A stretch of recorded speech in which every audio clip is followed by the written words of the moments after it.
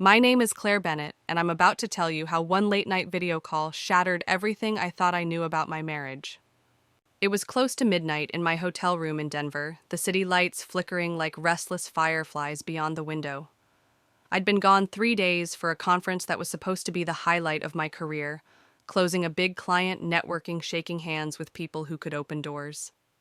But none of that mattered when my laptop chimed with an incoming video call from my husband, Mark. The moment his name flashed on the screen, I felt a little bloom of warmth in my chest. 3 days might not sound like much, but for us, it always felt like an eternity apart. I tucked a strand of hair behind my ear, adjusted the gold stud earrings he'd given me last Christmas, and clicked accept. "Hey, you!" Mark's voice came through warm, familiar, so disarming that it made what happened next all the more surreal. His dark hair was messy in that way he knew I liked his smile easy, the kind that had pulled me in over a decade ago.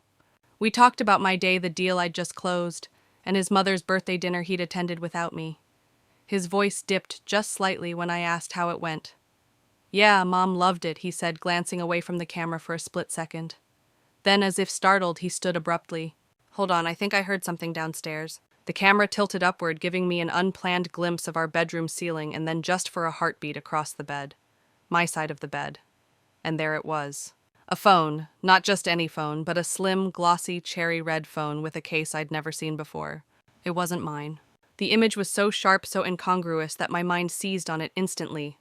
That doesn't belong there. That doesn't belong to me. Ice slid through my veins, but I kept my face perfectly neutral.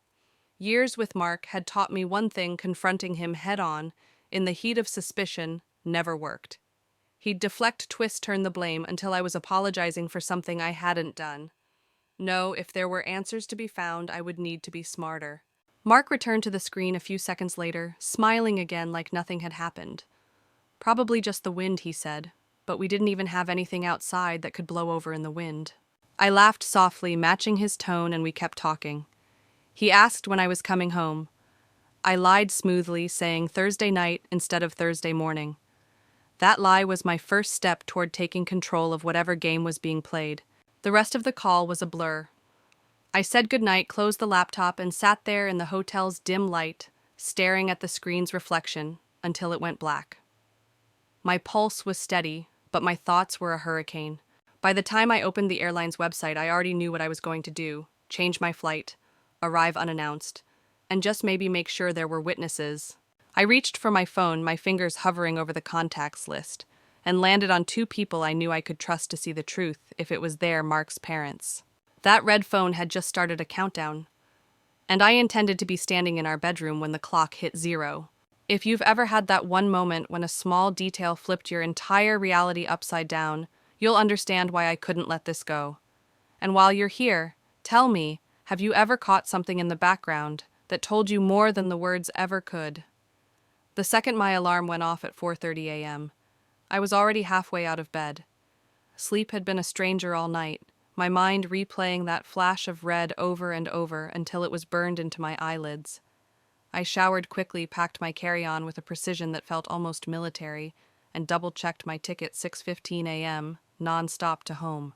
On the way to the airport, the streets were still dark, the city lit only by the occasional street lamp and the glow of 24-hour diners. I sipped bad coffee from a paper cup, the bitterness grounding me in the moment.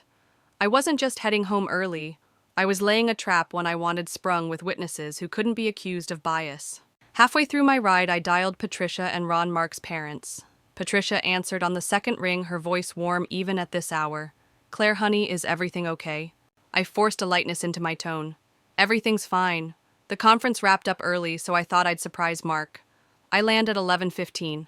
I was wondering, would you and Ron like to join me for a surprise lunch at our place, just the 4 of us?" I could almost hear her smile through the phone. "Oh, he'll be so surprised, we'd love to. Ron's got a doctor's appointment at 10, but we should be free right after. Just text me when you land." "Perfect," I said. "And Patricia, don't tell Mark. I really want it to be a surprise." "My lips are sealed," she promised. Ending the call, I felt a flicker of satisfaction. Patricia had always been the kind of woman who couldn't hide a secret from her son. If something was wrong today, she would see it. And Ron, quiet, steady, Ron would see it too. By the time my plane touched down, I'd already reapplied my makeup, smoothed my blouse, and put on the necklace they'd given me last year. Presentation mattered today, not for Mark, but for me. I wanted to walk into that house radiating composure. No cracks, no tells. Instead of heading straight home, I took a cab to Patricia and Ron's. Their house, with its white porch swing and neatly trimmed hedges, looked exactly the same as it had the first time Mark brought me there. Patricia greeted me with a hug that smelled faintly of lavender and fresh-baked bread, Ron with a quiet pat on the shoulder. Over coffee, Patricia chatted about the book club she'd joined, and Ron asked about my trip. I kept my answers short, my eyes flicking to the clock every few minutes. When it was just after noon, I set my cup down and smiled, ready to surprise him. Patricia clapped her hands. Let's do it. The drive to our house was silent, but it wasn't an awkward silence. It was the kind of stillness that comes when everyone's anticipating the same moment. When we pulled into the driveway, my pulse picked up. Everything looked normal from the outside. I unlocked the front door, easing it open quietly. Let's stay quiet, I whispered to Patricia and Ron. I want to catch his reaction on video. We stepped inside, the faint scent of his cologne hitting me first. Then my eyes went to the entryway table and froze. Mark's wallet, his keys, and right beside them a leather handbag. Sleek, expensive, definitely not mine. I didn't look at Patricia, but I felt her glance at me, the silent question in it. I just lifted a finger to my lips and gestured toward the stairs. From upstairs came the sound of running water, shower water, and then something else. Laughter. A woman's laughter, high and carefree, followed by the deeper rumble of Mark's. Ron's hand tightened on the banister. Patricia's breath caught sharp and audible, but she kept climbing. So did I. At the top of the stairs, the bathroom door was closed, steam curling out from the gap at the bottom.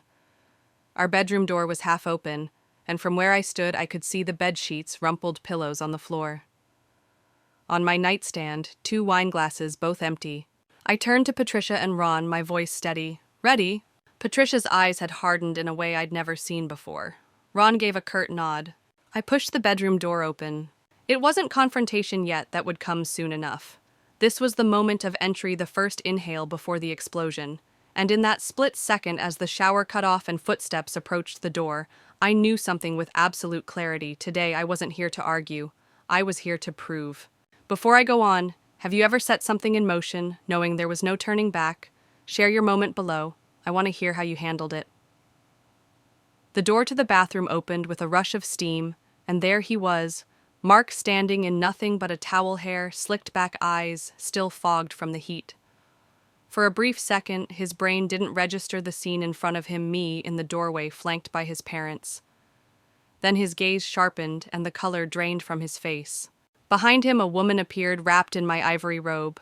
The robe I'd bought on a trip to Napa, the one I only ever let touch freshly showered skin. She was younger than me by at least a decade, her blonde hair twisted into a loose bun, mascara smudged just enough to hint at exactly what they'd been doing. She stopped short when she saw us, clutching the robe tighter around her body. "What's wrong, babe?" she asked, peering around his shoulder. Her voice was light, casual, like she was expecting him to say the milk went bad. It was Patricia who broke the silence, her voice like steel. "Mark Edward Bennett, what have you done?" The woman blinked, taking in Patricia and Ron, and for the first time her confidence faltered. I should go," she stammered, edging toward the closet where her clothes must have been tossed.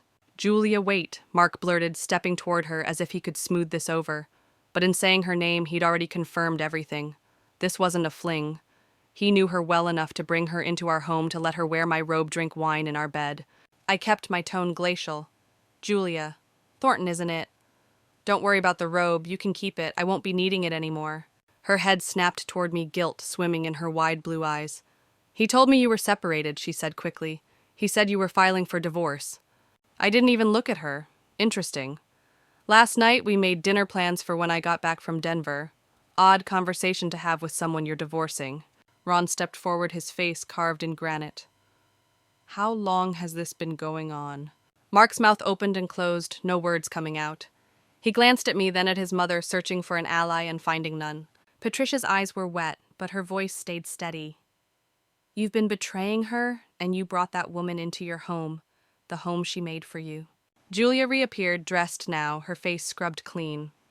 She paused at the threshold. "I'm sorry," she said to me quietly. "I didn't know." Then she was gone, the sound of her footsteps on the stairs, a drumbeat in the silence. Mark finally found his voice. Claire, please, can we talk about this alone? No, I said sharp as a blade. We're all here now. Let's get it out in the open. His jaw worked. 6 months, he admitted finally.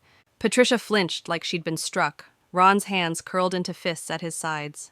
I didn't give Mark the chance to spin it. 6 months you've been lying to my face, letting me kiss you goodbye in the morning, all while carrying on with her. He took a step toward me. I love you. We can fix this. I put up my hand. No, you don't get to say that anymore. Ron's voice cut in deep and final. You need to leave. Pack a bag. This is my house too, Mark shot back. Actually, I said evenly the deeds in my name. Remember that your idea for tax purposes. You have 30 minutes. The silence after that was the kind that fills every corner of a room. Finally, he muttered something under his breath and disappeared into the closet. Patricia moved to my side, her hand squeezing my arm. I'm so sorry. We didn't know. I had a hint, I told her, my eyes drifting to the nightstand where that cherry-red phone still sat like a piece of evidence. Last night during our call. We stood there in that wreckage of a bedroom, 3 people who had walked in as family and were walking out as something else entirely. Have you ever seen someone's mask rip off in an instant? Tell me how you reacted, because in that moment I realized I wasn't just confronting a cheating husband. I was confronting the fact that I'd never really known him at all.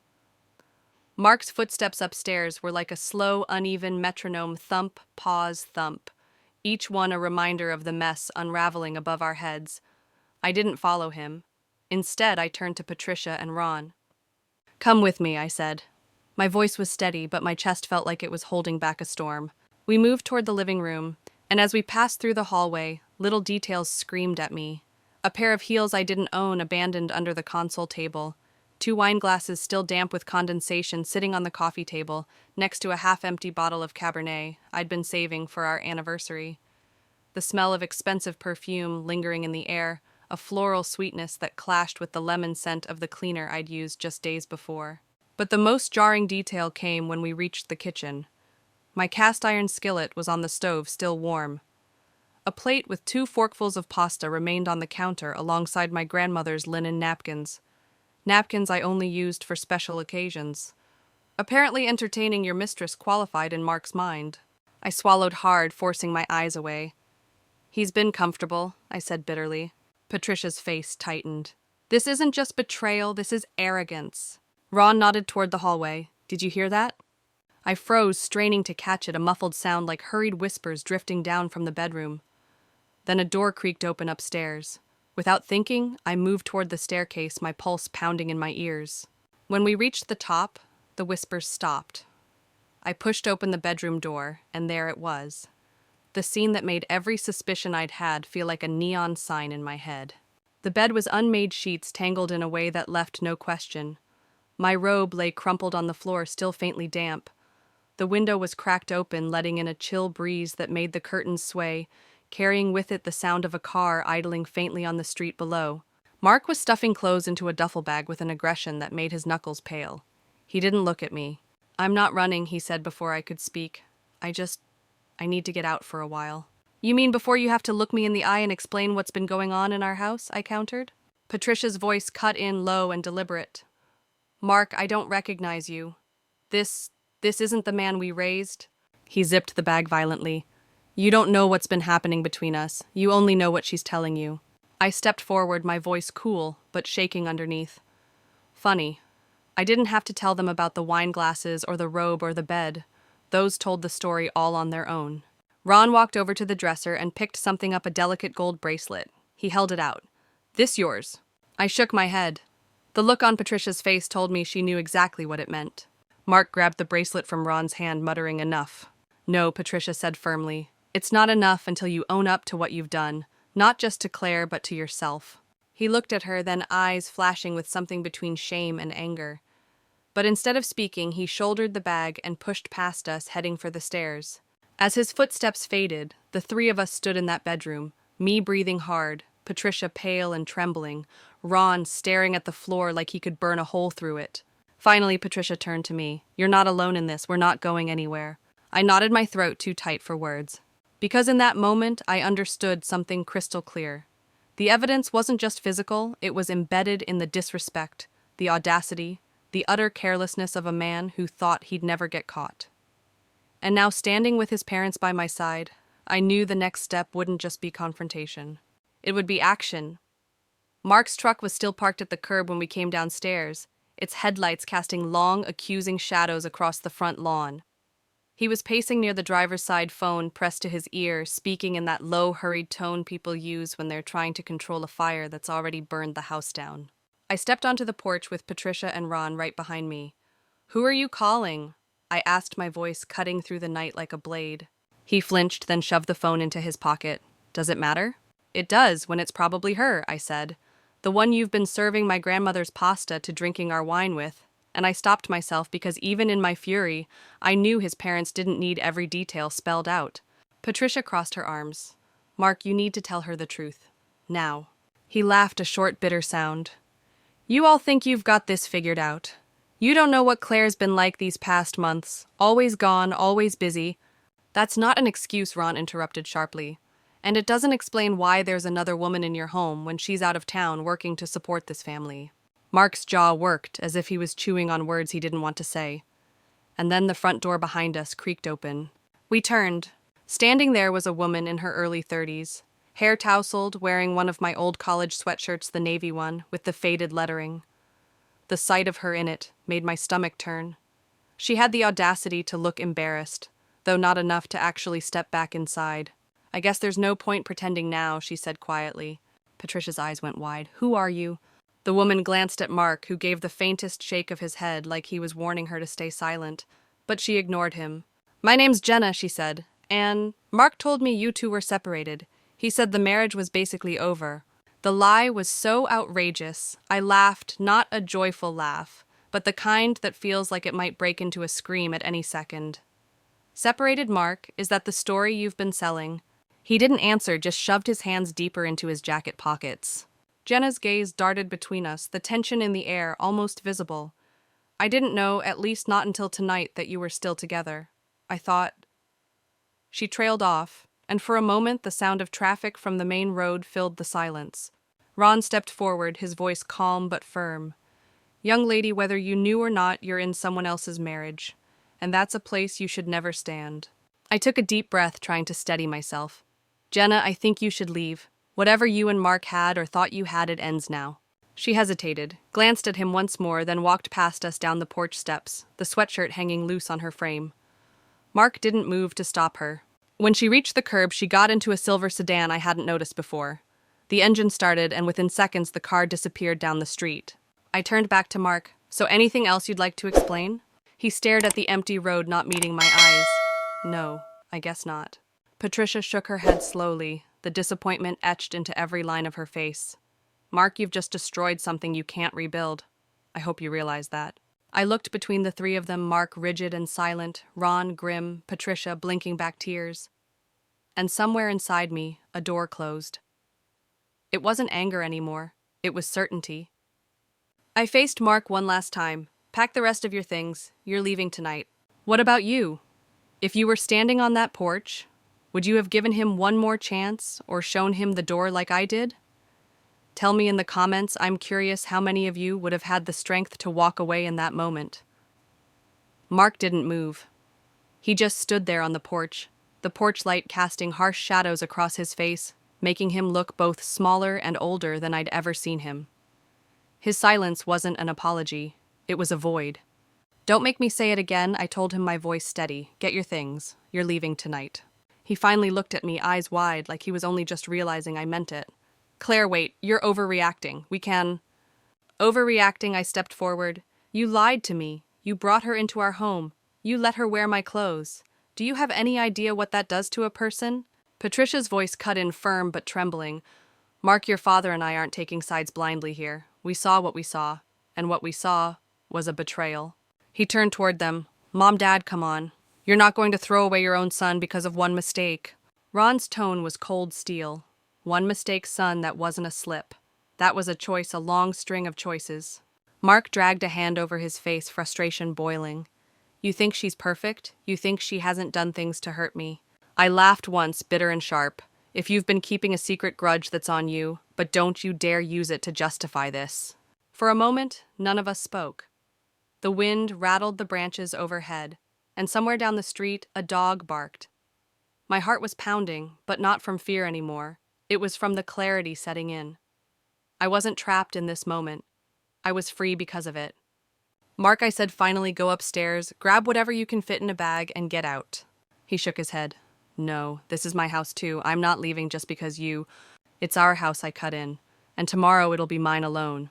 I've already made the first call to a lawyer tonight. By morning, the locks will be changed. That hit him. His eyes flashed anger, disbelief, but also something else. Fear. Patricia stepped beside me, her hand on my shoulder. Claire, do you want us to stay tonight? Yes, I said without hesitation. If he refuses to leave, I want witnesses. But Mark, if you make me call the police, you'll regret it more than you regret anything else you've done tonight. For a second, I thought he might push back. Instead, he blew out a sharp breath and stomped inside. The three of us followed him to make sure he didn't try anything, but he went straight to the bedroom, yanking clothes from drawers and shoving them into a duffel bag. At one point, he grabbed the framed photo from our trip to Yosemite, the one where we were laughing in the snow. I stepped forward. Leave it.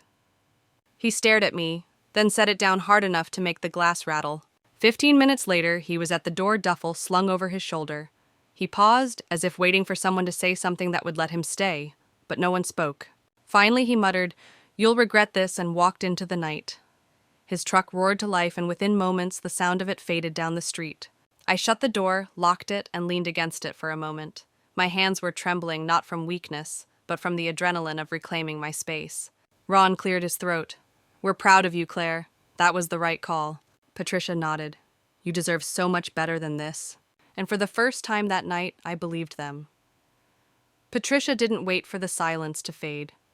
She crossed the room and wrapped her arms around me, holding tight in a way that wasn't just comfort, it was a promise. "You are still our daughter," she whispered into my hair. "Nothing about tonight changes that." I swallowed hard. It's one thing to hear people say they love you when everything's perfect. It's another to hear it when the pieces are scattered on the floor. Ron stepped closer, his hand resting gently on my back. "We saw enough to know exactly who you are, Claire. You've been loyal, patient, and forgiving for far longer than our son deserved. If anyone's leaving this family, it's him, not you." Those words hit me deeper than I expected. I'd spent years wondering where I stood with them, thinking that no matter what happened, blood would always win. But here they were, choosing me over their own son. Patricia pulled back, her eyes shining but steady. "You need to know something. We've had our doubts about Mark for a while now. The way he's been distant, secretive. We should have asked you about it sooner." I shook my head. It wouldn't have changed what happened. He made his choices. Ron nodded slowly. "Yes, but tonight you stood up for yourself in a way that most people never do, and that matters." We moved into the living room. The house was quiet, the kind of quiet that feels different when someone's absence is a relief rather than a loss. Patricia offered to make tea, and before I could protest, she was already in the kitchen, moving like she'd been here all her life. I sat down on the couch, suddenly aware of how exhausted I was. My adrenaline was fading, leaving behind a heaviness in my chest. Ron sat in the armchair across from me, leaning forward with his elbows on his knees. "Claire," he said, "I need you to hear this. You're not alone. We're not going anywhere. If you need us here tomorrow, we'll be here. If you need help with the divorce, with the house, with anything, we're in your corner." That was when it sank in. This wasn't just pity. This was loyalty, the kind that doesn't evaporate when it's inconvenient. Patricia returned with 3 mugs of tea, handing one to me before sitting down beside me. "We're going to help you through this step by step, and when it's over, you'll look back and see that this was the night you got your life back." I took a sip, the warmth settling in my chest. "It feels strange," I admitted. "Like I should be crying, but instead I feel lighter." "That's because you just put down a weight you didn't realize you were carrying," Patricia said softly. We sat there for a long time, not rushing the quiet. Eventually, Patricia asked if I wanted them to spend the night. I said yes without hesitation. Having them here didn't just make me feel safer, it made me feel seen. Later, when I finally went to bed, I lay there staring at the ceiling. In the room down the hall, Ron and Patricia were asleep, their presence a steady reassurance in the dark. Mark's absence didn't echo like I thought it would. Instead, there was space. Space to breathe, space to think, space to imagine a future that wasn't built on hoping someone would change. And for the first time in a long time, I didn't feel like I was holding my life together by sheer force of will. I felt like I could let go and trust that I wouldn't fall, because I had people who wouldn't let me. The next morning, the first thing I did was take a long, measured breath. Sunlight spilled across the living room, illuminating the chaos from the previous night. Sheets tossed aside wine glasses, still warm from lingering fingerprints, and the faint scent of perfume that clung stubbornly to the air. It was a mess, yes, but a mess that would finally become the start of something new. I walked through the house, methodically listing every step I needed to reclaim my life. First, I would lock down control of our shared finances. For 8 years, I'd handled nearly everything: bills, investments, the budget that kept our home running. Mark had been too busy to care, and I had assumed that was fine. Now it became painfully clear how convenient that arrangement had been for him. I sat at the kitchen table and opened my laptop, logging into the bank accounts we shared. My fingers moved quickly over the keyboard, freezing the joint accounts and redirecting the balances into an account solely under my name. It was satisfying, that click of the confirmation button, a digital declaration that I was no longer bound to someone who had betrayed me. Next came the locks. I called a locksmith who arrived within the hour. Watching him replace the old locks with shiny new ones, keys only I possessed, was symbolic. Each turn of the wrench, a reaffirmation of control, of boundaries I had every right to enforce. Mark would no longer walk through these doors uninvited, no longer claim entitlement to a home that had become mine through years of effort and investment. I scheduled a meeting with my attorney, someone highly recommended, who had helped friends navigate messy divorces with calm precision. We went over every document from the prenup to property deeds, making sure that when I acted it would be irreversible. I felt no glee in this, no desire for revenge, only clarity. This was about freedom, about reclaiming what was rightfully mine. Throughout the morning, Patricia and Ron checked in, offering support without intruding. They brought tea and snacks, moved furniture around to make the house feel more mine, less like a shrine to the marriage that had been. Their presence was grounding, a reminder that family was more than the people who share your blood. They had chosen me, and that mattered more than any past loyalty Mark expected. Once the legal steps were underway, I turned to the physical items that had defined our shared life. His framed photos, his record player, even his favorite coffee mug. I packed them into a cardboard box, labeling it clearly with his name. Tomorrow it would go to his office. I didn't need to confront him further. The items were his, but the space they once occupied would now belong entirely to me. I finally sank into a chair, taking stock of the stillness. No one was here to deceive me anymore. No one to manipulate my perception of reality. The house felt larger somehow, lighter, each corner echoing the potential of what I could build now. Then came the first real moment of emotion. Sitting with a glass of white wine Patricia had insisted I keep for medicinal purposes, she'd joked, I let myself feel. Tears came quietly at first, then in small bursts. 8 years of shared life, 8 years of trust, broken in moments, all crystallized in that bittersweet release. I cried not for Mark alone, but for the life we thought we'd have, the children, the vacations, the ordinary moments that had been illusions. By the afternoon, I had changed the last details. Curtains were straightened, sheets replaced, furniture slightly rearranged. The house was ready to be mine, not just in ownership, but in spirit. I even opened the blinds wide, letting sunlight pour in, as if to cleanse the shadow Mark had left behind.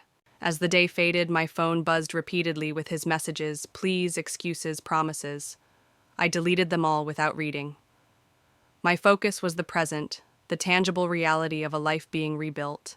By nightfall, I ran a bath, poured another glass of wine, and let the lavender-scented water envelope me. Each breath was intentional, each movement deliberate.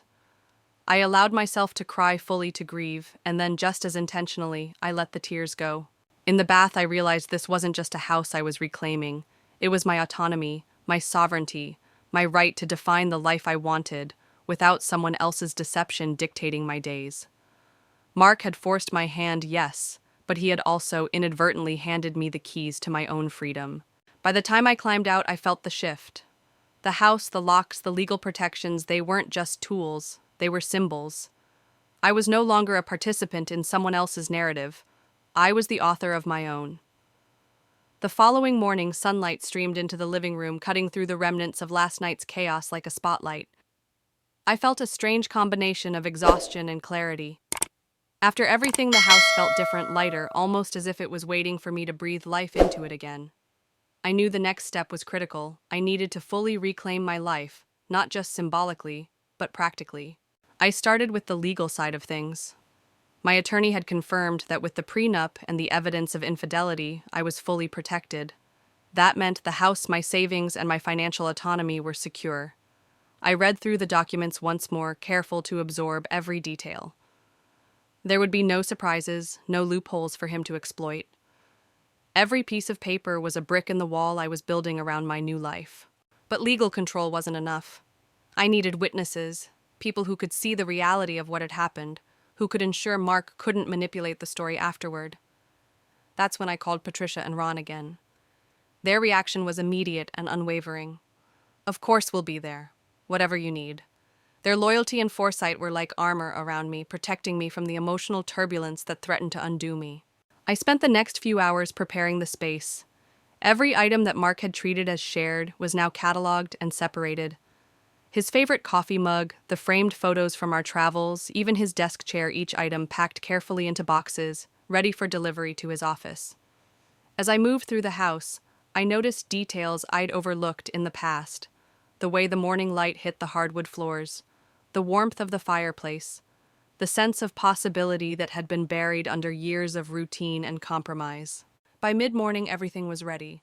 I set an alarm, making sure that the timing would allow me to intercept any last-minute attempts at manipulation. Then I sat down at the kitchen table, sipping tea that Patricia had brewed, and allowed myself a moment to think.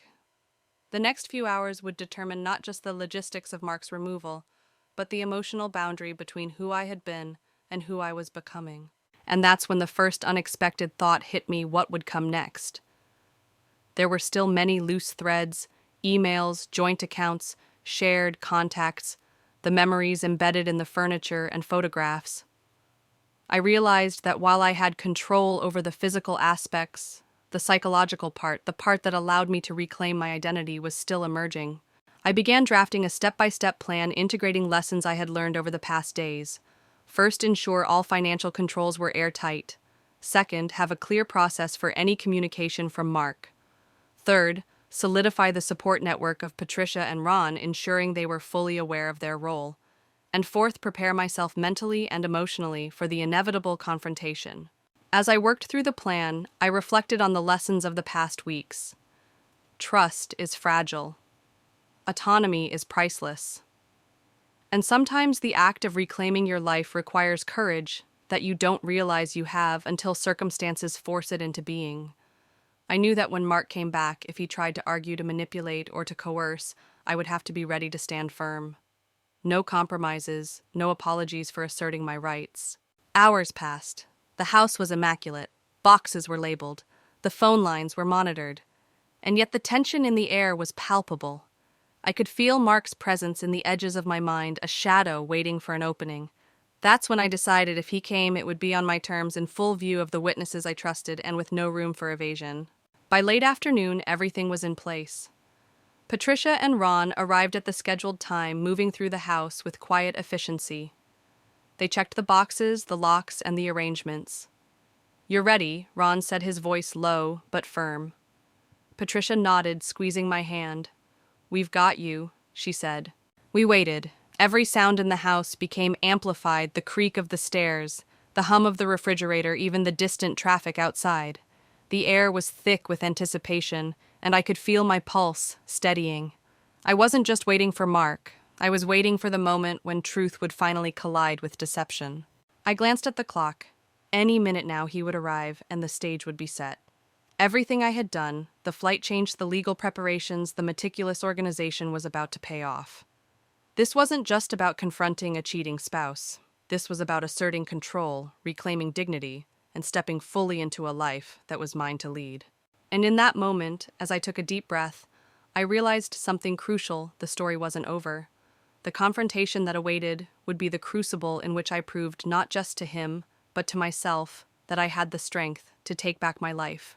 What would you do if you had everything prepared and finally had the chance to face the person who betrayed you? Would you freeze or act decisively? Let me know in the comments below, because your insight might help someone find the courage to reclaim their own life. The late afternoon sun cast long shadows across the suburban street as we pulled up in Patricia and Ron's SUV. My hands gripped the steering wheel tightly, not from fear but from anticipation. Every step, every detail had been planned. This confrontation would happen on my terms, and I would not waver. The house looked normal from the outside, but I knew exactly what waited inside, the truth naked and undeniable. We entered quietly, the familiar click of the front door echoing in the hallway. Patricia and Ron moved behind me, their presence like a protective shield. I could hear the faint hum of the HVAC system, the subtle creaks of the floors beneath our shoes, and I realized that the house, silent and empty, felt like a theater ready for its main act. The first sign that Mark wasn't alone came almost immediately. A pair of heels, definitely not mine, stood abandoned near the entryway. 2 wine glasses sat on the coffee table, still warm from recent use, alongside an expensive bottle of rosé I hadn't opened in months. The perfume lingering faintly in the air made my stomach twist. These weren't random accidents. These were signals, a trail of breadcrumbs left behind for anyone paying attention. I turned to Patricia and Ron and whispered, "This is it. Stay close, watch everything, and don't speak unless I ask you to. We're going to see everything tonight." Their nods were subtle, but in them I saw determination, a mirror of my own. The staircase loomed ahead, the sound of water running faintly from the bathroom above. And then, the laughter. High-pitched, careless, intimate. A sound that immediately confirmed everything my eyes had already suggested.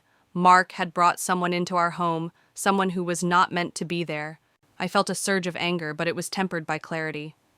This wasn't about confrontation yet. This was about observation. I moved up the stairs carefully, each footfall deliberate, my pulse a steady drumbeat. Patricia's eyes followed every motion, Ron's jaw tight as he gripped the banister. Together we were a force, silent but unyielding. At the top of the stairs, the bathroom door opened just enough for a glimpse of Mark, towel around his waist, hair slicked back, utterly unprepared for the presence of witnesses. Behind him, a woman in one of my robes appeared, the robe I had treasured. The sight of it on her body felt like a violation, and yet I stayed calm. My parents-in-law had seen enough to know what this meant. "Claire," Patricia whispered, "this is your moment. Take it slow, take it steady. Let him realize what he's done." I inhaled the air thick with tension and stepped into the room. Mark froze immediately, color draining from his face as he registered our presence. The woman stumbled back, eyes wide, grasping at the fabric of the robe as if it could shield her from what she was about to witness. "Jenna Thornton," I said, my voice cold, deliberate. "You can keep the robe. I won't need it anymore." Her eyes darted between me and Mark, panic rising in a silent wave. Mark's mouth opened, trying to form words, but he found none. His parents didn't flinch. Patricia's hand flew to her mouth in shock. Ron's eyes hardened with a mixture of disappointment and anger. I saw it all, the fear, the guilt, the realization that his deception was fully exposed. Jenna finally turned, attempting to leave, but I held her gaze. "No, not yet," I said. "You're going to witness this too. Every choice you've made, every lie you've participated in is on display here. Remember that." Mark's voice finally broke the silence. "Claire, please, we can talk about this." "No," I interrupted, steady and final. "You will pack your things and you will leave this house tonight. Your explanations end here." Patricia's voice cut in, firm and unwavering. "We raised you better than this, Mark. You made your choices. Now face the consequences." Mark's shoulders slumped slightly. He had no allies left in the room. The woman behind him looked ready to dissolve into nothingness, and the weight of their combined judgment pressed on him. For a moment, silence reigned. The house felt still, as if holding its breath. And then slowly, deliberately, I turned to Patricia and Ron. "Let's make sure he leaves. And let's make sure I have everything I need to start over."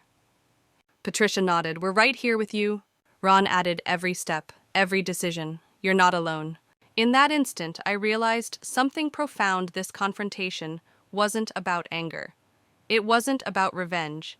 It was about reclaiming my life, asserting my space, and marking the end of one chapter so a new one could begin. The sound of the front door closing behind Mark echoed through the empty house like a final punctuation mark. I stood in the hallway for a moment, letting the silence settle around me. The weight of the last 6 months, the lies, the betrayals, the endless manipulation was lifting, replaced by something I hadn't felt in years: freedom. Patricia and Ron remained close, their steady presence a comforting anchor. I could feel their pride and support radiating through the room, and it strengthened something deep inside me. I began with small but meaningful acts. I cleared out the bedroom where the betrayal had unfolded, stripping the sheets and putting them in the laundry, replacing them with crisp, clean linens. Each corner I cleaned felt like reclaiming a piece of myself. Then I moved to the living room, arranging furniture in a way that reflected my tastes, not the compromise I'd lived with for so long. The house was becoming a sanctuary, a home that belonged to me entirely, both physically and emotionally. Next came the practical steps of independence. I confirmed appointments with my attorney to finalize the divorce, ensuring that all paperwork, joint accounts, and shared assets were fully separated. Every call, every email, every signature was a deliberate move in reclaiming control of my life. I realized how much of my identity I had unknowingly tied to Mark, and now reclaiming these elements symbolized something deeper, the right to define my life on my terms. I turned my attention to the boxes of his belongings. Photos, keepsakes, his favorite coffee mugs, even the framed certificates of his achievements, all were carefully packed and labeled. I didn't want confrontation. I didn't need it. I simply wanted the house and my life to be free of the physical reminders of his betrayal. When the boxes were ready, I made arrangements for their delivery to his office. Each item leaving the house was a reminder that I no longer had to carry the weight of his choices. As evening fell, I poured myself a glass of wine and sank into the bath, the lavender-scented water enveloping me in warmth. Tears came unbidden at first, a release of months of tension and sorrow. I cried for the life I had imagined with Mark, for the trust I had given freely, and for the illusions that had built the foundation of our marriage. But I also cried for the future I was about to reclaim, the possibilities of a life fully my own, unshackled from deceit. After the bath, I dressed in soft, comfortable clothes, feeling a subtle shift in my posture and confidence. The physical act of reclaiming my home mirrored the emotional reclamation I was undergoing. I texted Patricia and Ron, letting them know I'd be fine for the night. Their replies were immediate, filled with warmth and reassurance. Their support wasn't just comforting, it was empowering, a tangible proof that family could be chosen and loyalty could transcend bloodlines. In the quiet moments that followed, I began envisioning my future. Travel, personal growth, and new experiences filled my mind. I had been so focused on the betrayal, the confrontation, and the practicalities of separation that I hadn't allowed myself to dream freely. But now the air felt different, lighter, inviting. I could imagine weekends exploring new cities, taking classes I'd always postponed, and rediscovering the passions I had shelved for the sake of a marriage that no longer existed. Before sleep, I prepared a notebook, not as a record of what had been, but as a roadmap for what was to come. Each page represented an opportunity to create a life that was wholly mine. I wrote down travel plans, personal goals, even simple rituals I wanted to establish for myself. For the first time, I felt like an author of my own story, free from the manipulation and lies that had clouded my judgment. Finally, I looked around the house, feeling the weight of the past gradually fade. This was my space, now my life. I realized that the true victory wasn't in removing Mark physically. It was in reclaiming my autonomy, my sense of self, and my ability to move forward without fear. The house, once a stage for betrayal, had become a symbol of renewal. That night I slept deeply uninterrupted for the first time in months. And when morning came, I woke not just to a new day, but to a new beginning, one where I was fully in charge of my own life, my own happiness, and my own future. The morning sun filtered through the blinds, painting stripes across the kitchen floor as I sipped my coffee, trying to steady my thoughts. The events of the past days had left me shaken but resolute. Mark's departure, the confrontation, the reclaiming of my home, it all felt surreal, like I was standing on the threshold of a new chapter. Yet as I sat there alone, a quiet thought began to take shape. Persistent and insistent, I wanted to create something new, something that would bring life and love into this house in a way that Mark never could. I'd always dreamed of motherhood long before our marriage. But Mark had delayed, deferred, and dismissed the idea, citing career, timing, finances, and what he called practical obstacles. Now, with him gone and the house entirely mine, those obstacles felt irrelevant. If I was going to rebuild a life for myself, why not take the step I had long postponed? Why not give a child a home filled with love, stability, and the warmth I had craved for so long? The thought had barely settled when I dialed the agency I had researched months before, long before the betrayal had come to light. "Hello," the voice on the line said, cheerful and patient. I explained my intentions. I wanted to proceed with the adoption process immediately. I wanted a child to care for, to nurture, to love as wholly as I could give.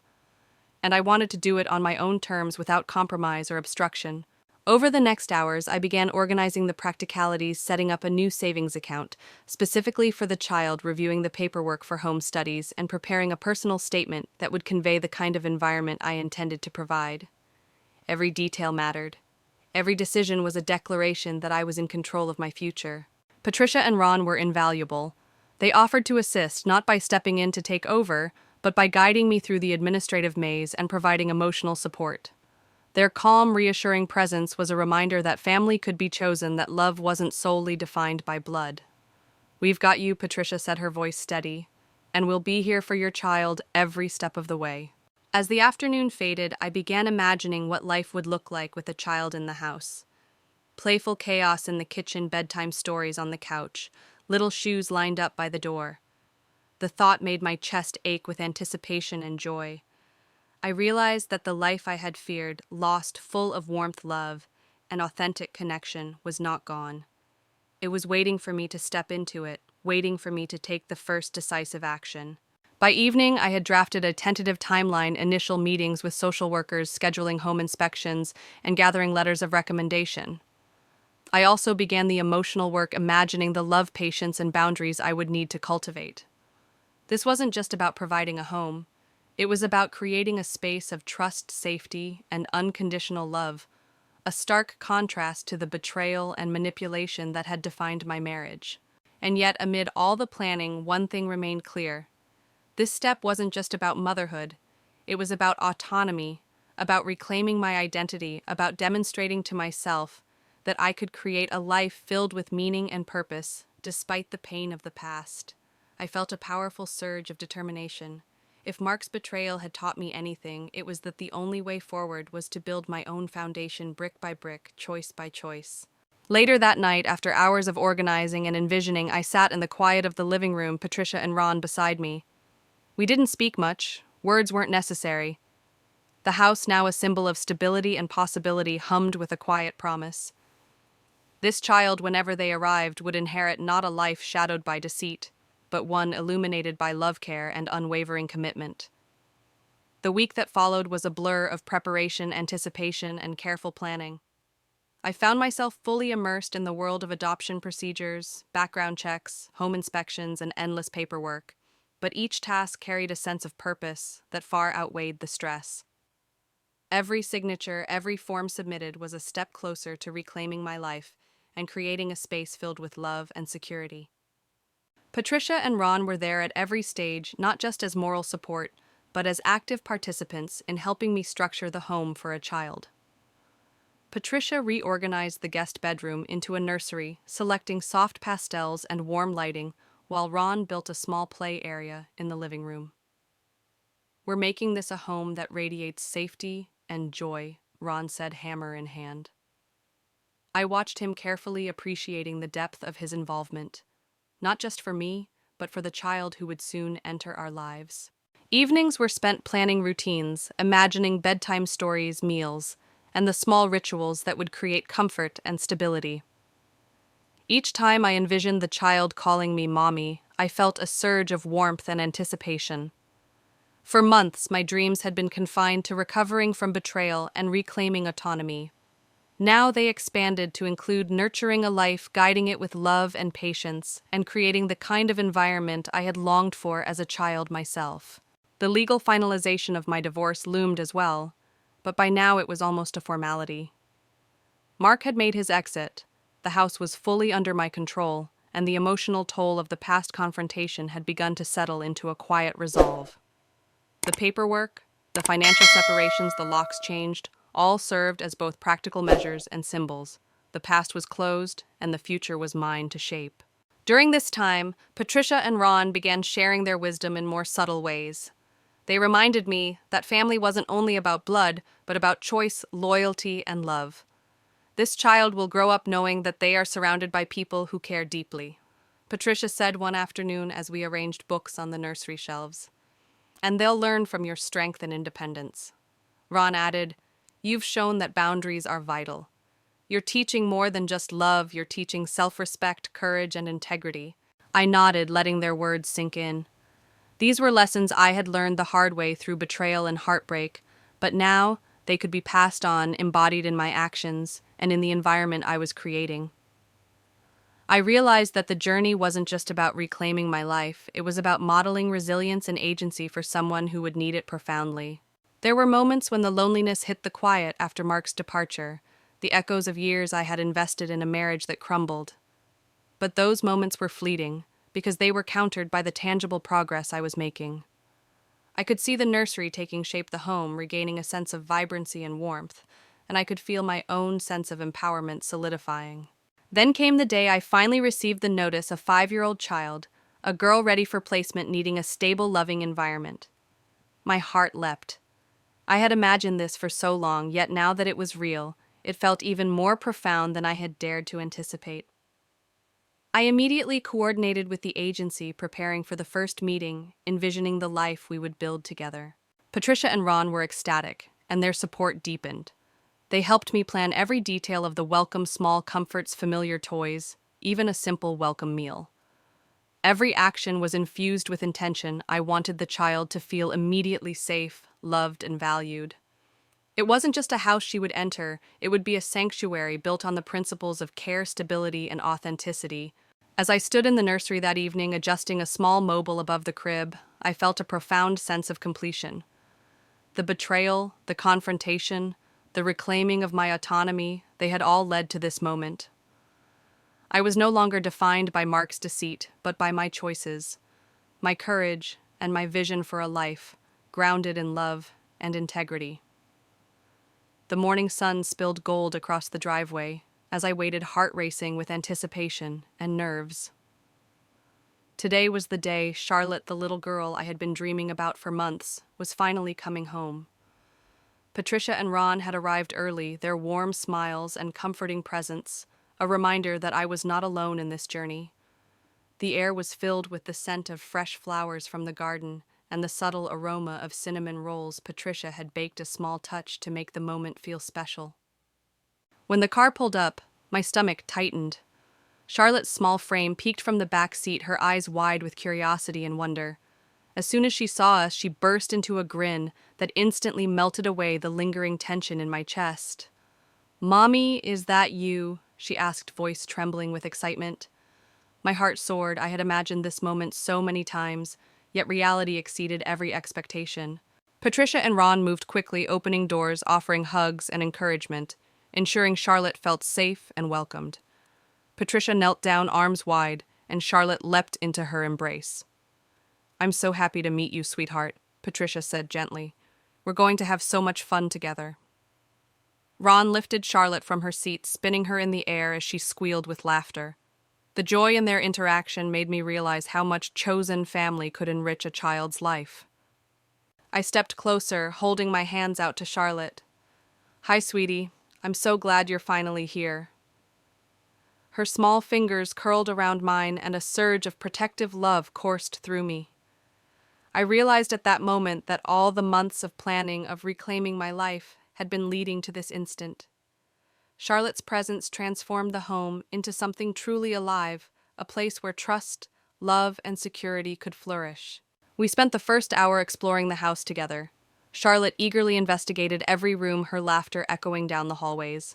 She found her room first, her eyes lighting up as she saw the nursery Patricia and I had prepared. "This is my room," she asked, disbelief mixed with delight.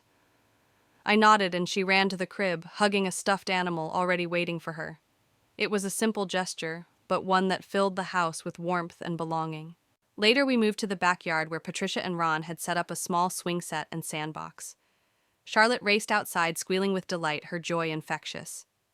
I watched her heart full as she climbed onto the swing with Ron's gentle guidance, her laughter mingling with the breeze. For the first time in months, I felt a sense of peace that had nothing to do with reclaiming control from Mark. It was pure, unfiltered love. As the afternoon progressed, we shared a simple picnic. Patricia had packed sandwiches, fresh fruit, and juice. We sat on a blanket under the shade of the trees, sharing stories, laughing, and learning each other's rhythms. Charlotte told us about the duck she hoped to see and the game she wanted to play. Patricia and Ron listened attentively, modeling patience and care, their love extending seamlessly from me to Charlotte. After lunch, I knelt beside Charlotte, brushing a loose strand of hair from her eyes. "You're part of this family now," I said softly, "and we're all going to make sure you feel safe, loved, and happy every single day." She nodded solemnly, her little hand finding mine again. I realized then that the betrayal, the heartbreak, and the struggle to reclaim my life had all been necessary steps to create this moment, a family built not on obligation or blood, but on love, choice, and unwavering commitment. Patricia handed Charlotte a small silver locket, delicate and intricately engraved. Inside was a photo of Patricia and Ron, a symbol of the chosen family she would always have. Charlotte held it close to her chest, her eyes shining, and whispered, "I love my family." I felt tears prick my eyes, but they were tears of triumph and hope, not sorrow. By evening, the sun began to dip below the horizon.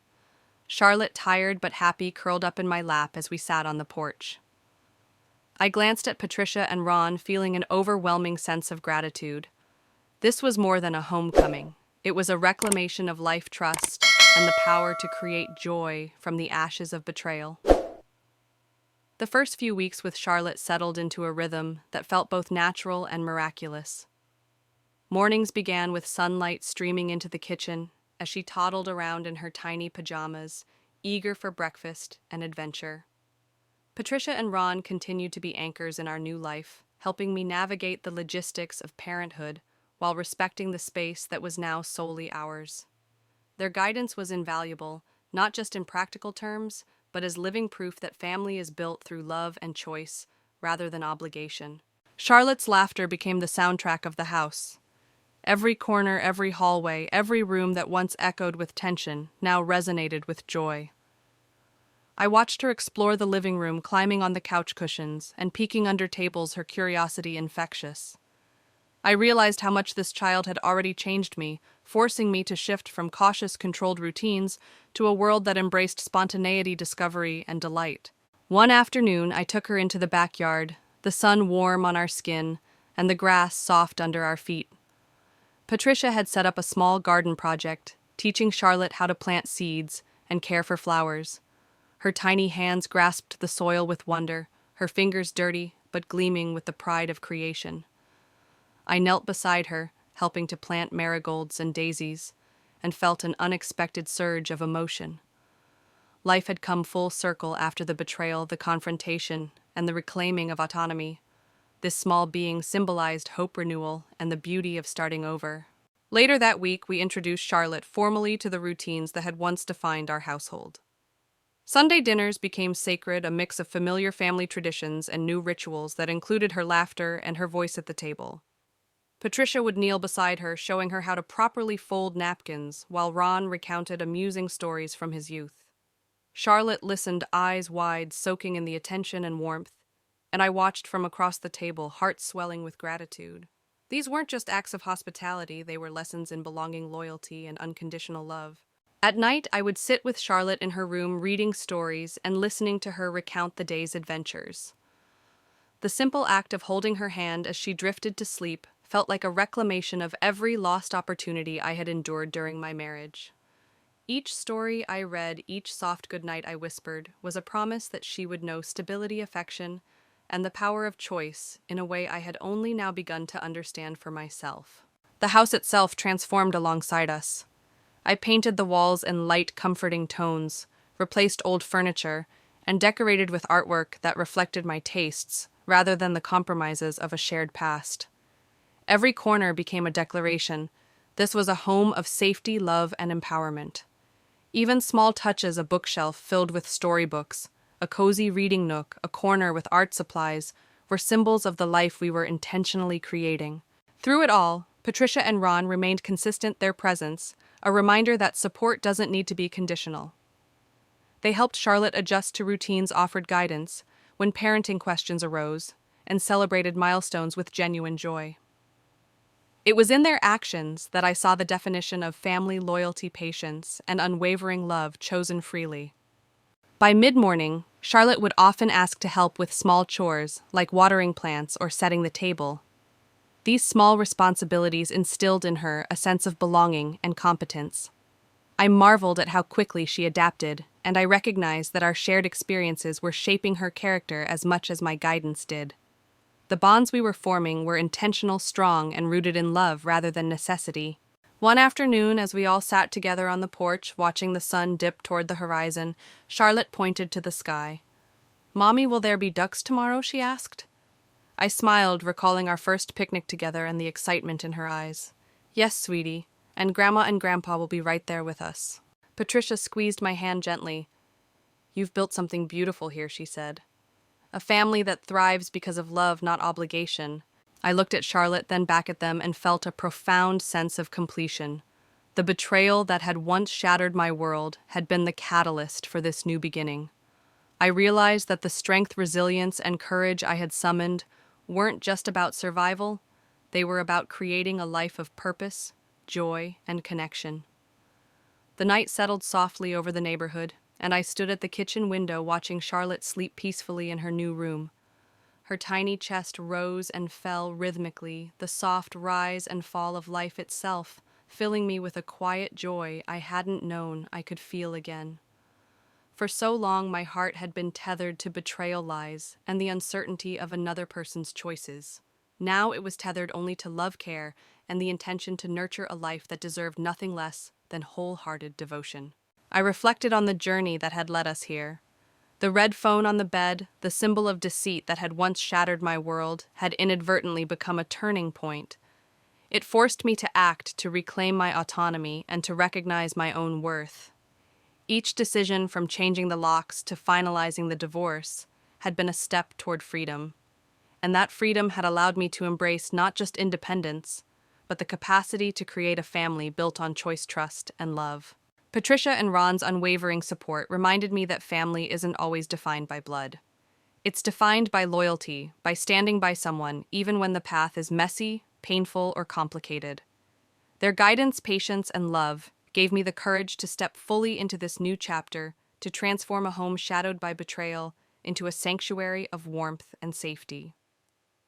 Together, we had created an environment where Charlotte could thrive, and where I could flourish as both a mother and an individual.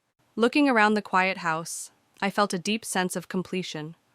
The walls bore the marks of renewal, fresh paint, carefully chosen decor, and spaces infused with life.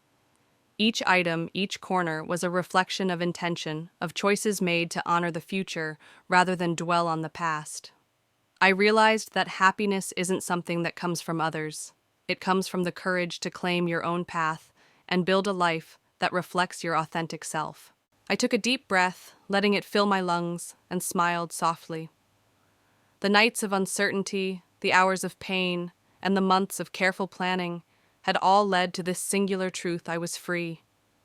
Free to love, free to nurture, free to explore life's possibilities, and free to teach Charlotte that strength and resilience can turn even the deepest wounds into opportunities for growth and joy. In that quiet moment, I understood that the future was not only a space of possibility, but also a testament to survival courage and love's enduring power. The red phone, once a symbol of deceit, had become a doorway to a life I had always imagined, a life filled with laughter, trust, and a family built on choice. And as I whispered goodnight to Charlotte, I made a silent promise that no matter what challenges lay ahead, we would face them together with courage, with love, and with the knowledge that our life was ours to shape. This was more than an ending. It was a beginning, a life reclaimed, a heart healed, and a family forged in the fires of adversity, but shining brighter than ever before. For the first time in years, I slept, knowing that our home, our family, and our hearts were exactly where they belonged, whole, safe, and brimming with the promise of every tomorrow.